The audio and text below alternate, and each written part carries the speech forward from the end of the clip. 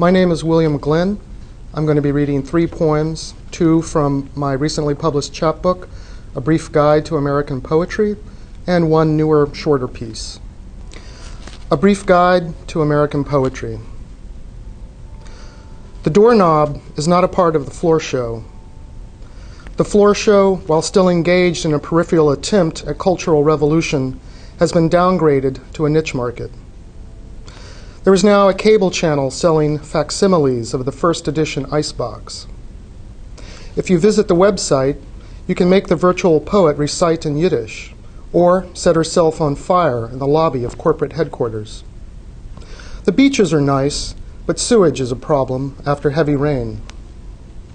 Members of the Academy have installed an interactive guillotine for those who want to ask questions. When you enter the Hall of Mirrors, please remember to extinguish your signal flares. Post-war poets can be divided into 2 camps, the horseradish eaters and the smoke detectors. Class distinction is muted inasmuch as class as a concept has been transformed into a porcelain poodle. Cultural politics play an increasingly important role, generally that of the sexy bureaucrat in the musical version of No Exit.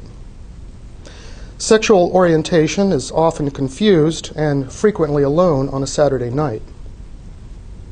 There has been much discussion among the thesis committee about which war is actually being referred to in the term post-war. The doorknobs are largely symbolic. The organic zeitgeist you left rotting in the shoebox has been analyzed and deleted.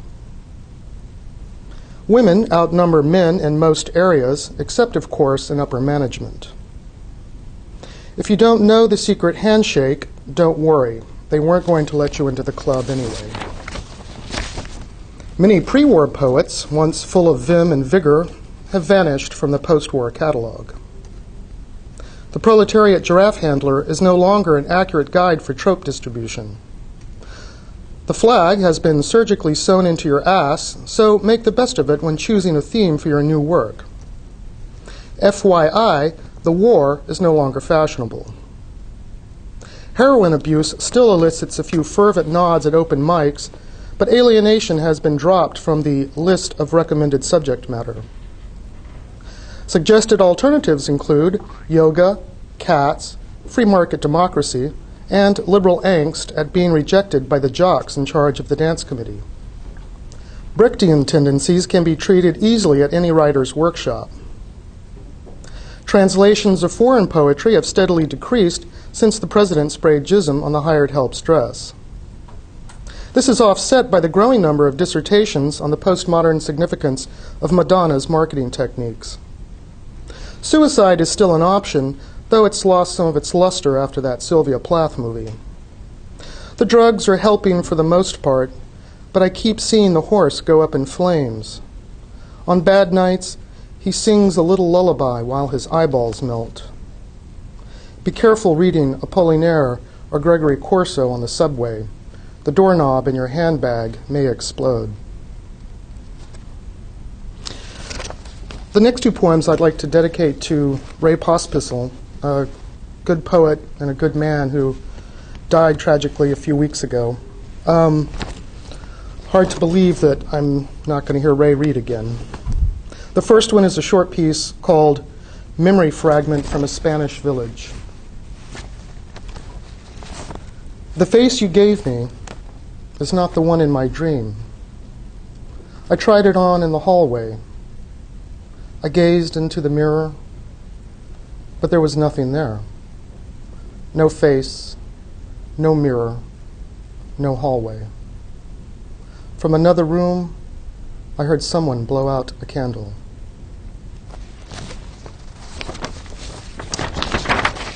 The last poem is called Tiger Mouth Blues, in which Henry dreams of the fire that burned Django Reinhardt's left hand. The flames are as high and wide as a gypsy caravan, and they whisper to Henry, but he can't understand the words. Something about blood types, Paris, and roasted leg of lamb on a mango couscous. Everything in this room is elliptical. A small green table, a blue ceramic bowl brimming with fish soup, the fish heads singing, "Dinah, is there anyone finer in the state of Carolina?" The blind undertaker sits cross-legged in the corner in a wicker chair, his ears burning. Marcel walks in with a butterfly net and a bouquet of bloody thumbs, the rash on his face in the shape of Idaho. My ankles hurt. The swelling grows and recedes in time with the music. But I don't understand this music. Henry says, I'm not supposed to be in his dream, he's supposed to be in mine. A blue jay slams into a plate glass window and drops down into the hedge. When he was a child, Henry believed the floor of St. Ignatius Catholic Church was made of lava. So he started climbing from pew to pew towards the door. His French grandmother screaming at him in some mysterious Alsace-Lorraine dialect. The Beatles singing Day Tripper on the jukebox at O'Reilly's pub as Henry remembers his grandmama. But here, in the tuberculosis sanatorium of his nightmare, we are still waiting for some kind of sign. Are we really alive?